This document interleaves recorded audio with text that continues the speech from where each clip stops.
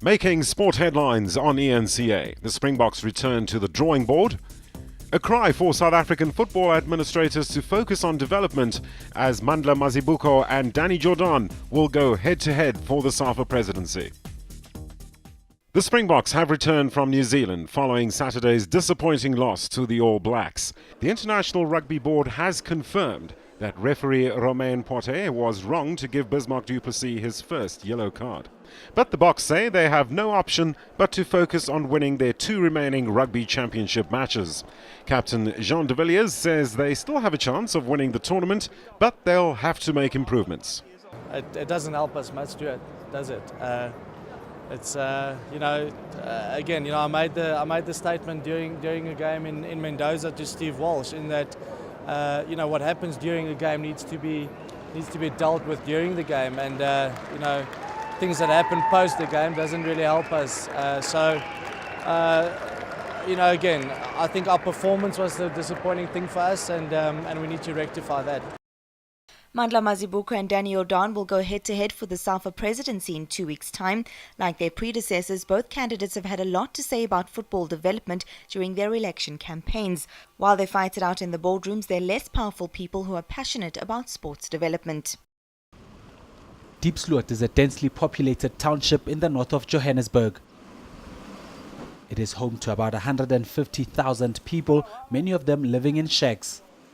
To escape their abject poverty, the children often turn to football.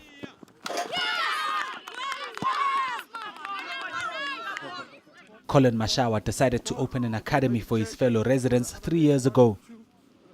His junior teams range from 13 to 19 years of age. I'm running this project from my pocket, and trust me, it's not easy. I mean, from training kit to soccer balls and just all the other logistics that we struggle with, in terms of training material. Football bosses have been preaching development for a number of years now, but little has been done to improve the game at grassroots levels. But there's going to be a Safa presidential election on the 28th of September. What are some of the challenges that you guys face that you'd like the incoming president to address? Like any other community, we have challenges. We don't have structures. We don't have. Safa is not recognized in this area, especially Diepsloot. There's no league. There's no local football association. It's just me and with this project. And I'm hoping the next president who's gonna come, he's going to really dig deep and say, let's go back to the root of where the problem is in terms of developing players in this country.